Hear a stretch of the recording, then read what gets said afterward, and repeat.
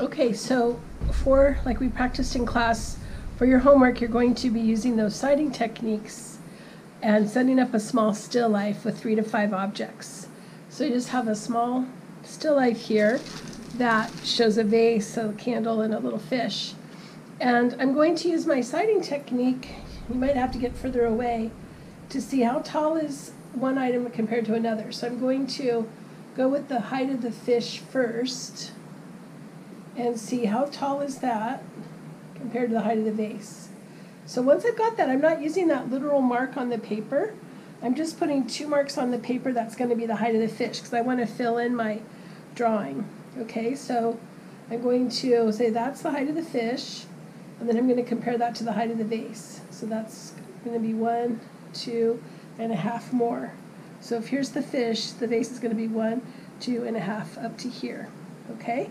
You can also look at alignment. So I'm putting a vertical line here, and that's going to help me that's for the end of the fish, where it aligns with the edge of the vase. So you can see how that comes up to hit that. That's going to be like the rim of the vase right here. Okay?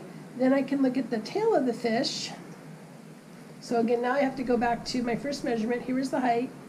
Let's see how that compares to the width. So it's like 1.5 wide. So if here's the height, it's 1 and just a little bit more wide. So in this frame is where I'm going to draw the fish. And then I can see that's like halfway through to the candle. So again, I always go back to my initial measurement, which was the height of the fish. How does that compare to the height of the candle? They're about the same. So I'm going to go, here's the height of the fish. The candle back here is going to be about the same height. And how does that compare to the width of the candle? It's like double it. So if here's the height, I'm going to double it for the width. So now once I've got those measurement marks, I can also take some line. Notice how I'm doing it in a different color. Draw a horizontal line for here's where I'm going to draw an ellipse for the top of the candle. Here's a line for the top of the fish. Here's that vertical for the middle of the vase.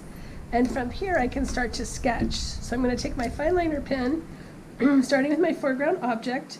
I'm going to say, okay, my fish. Actually, I'm going to take a darker pen so you guys can see it better. My fish is here. Now remember, I can also put a vertical line so I can see the contour of it more clearly. So I'm going to bring that down. It's kind of curved here. Looks like it's sitting on a little wave pattern. And then the end of the fin comes out here. And see how I'm just being kind of loose and rough with it right now? I can refine the shape on my next layer. But for now, I'm just getting the basic idea. Okay. And then I can see that from this, I'm seeing the edge of the candle coming down and curving around to create this ellipse. Notice how I'm using multiple lines because I'm kind of sculpting it back. And then I can see this other candle inside, and here's the wick coming up. Okay? And then I look at how that relates to the shape of the vase. So I can see here's the mouth of the fish coming up. That's in alignment with the opening for the top of the vase, and this vase is kind of asymmetrical. So I'm going to rough in the shape. It's kind of curving up more here and then curving down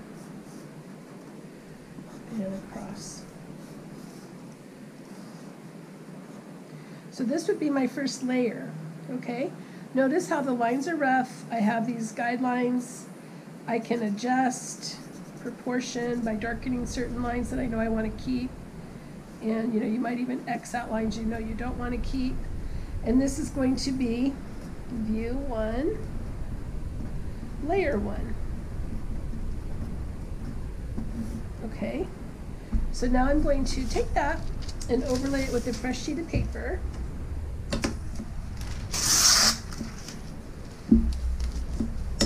Whoops, I don't want to move them around. Okay, I'm going to put a fresh sheet of paper on there to create view 1, layer 2. Okay, so on this one I want to try to use my different line weights and refine what I'm seeing. So now on this one I can see I have a light line weight on the top of the fish. I have a little more elongated shape here than I originally showed for the head of the fish. And then I've got this rounded fin here, this pointier fin here. So see, I'm trying to use a light pressure where I see these lighter, more delicate swirls and curves.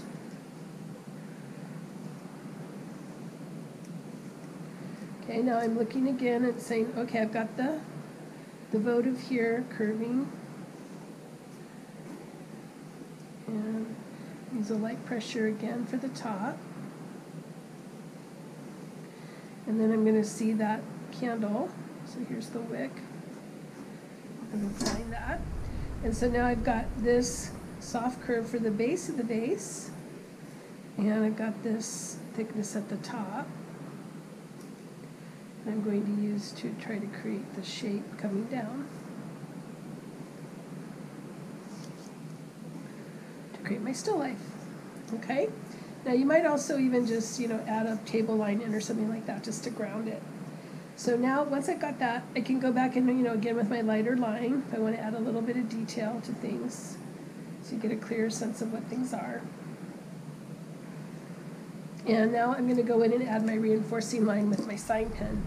So at the bottom of the vase, I might get a heavier line weight, maybe this side of the rim, the underside of the votive, the underside of the little chopstick support, which is what this is.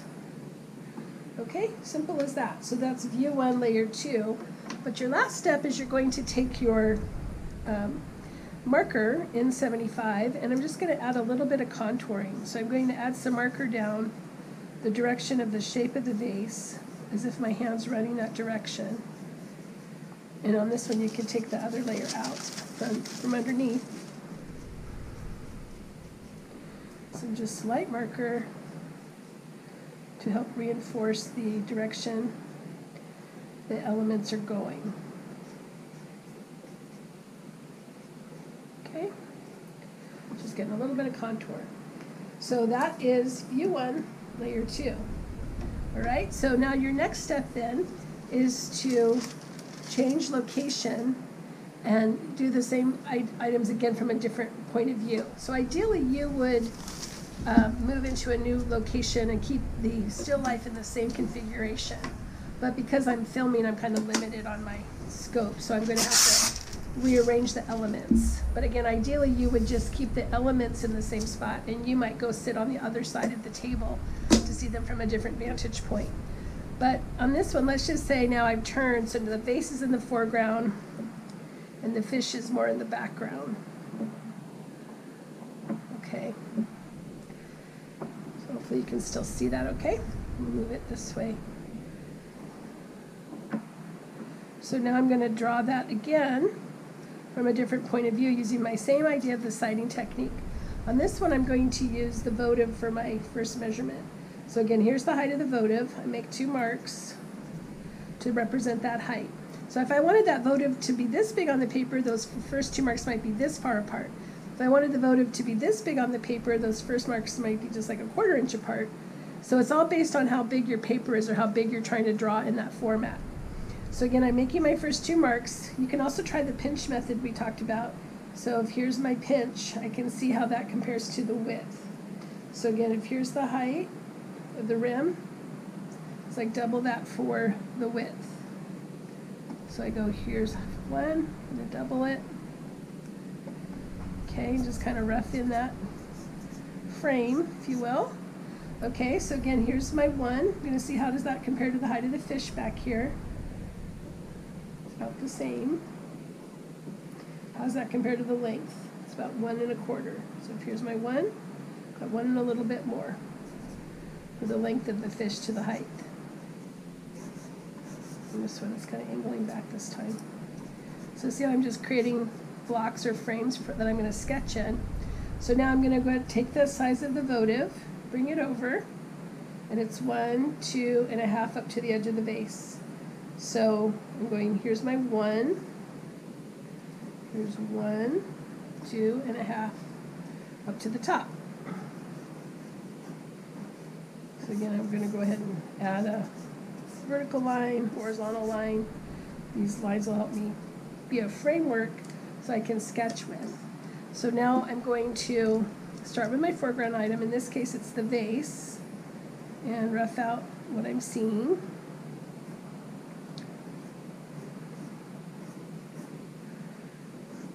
Okay, so you start to see the shape coming into play. So you notice again I have multiple lines, not trying to make it too perfect for this round. Now I'm going to get the votive by bringing in these curves, rounded forms.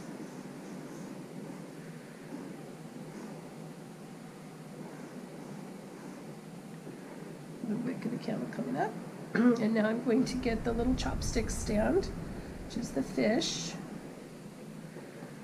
And I'm just going to rough out the shape right now. And the tail's kind of curving this way now. And down. And I can see it sitting on its little ocean pillow there.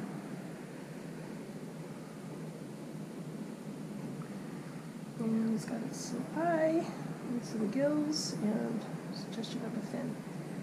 Okay, so this would be your first layer. Once again, you're going to look and adjust, see what's working, what's not working, cross out, clean it up.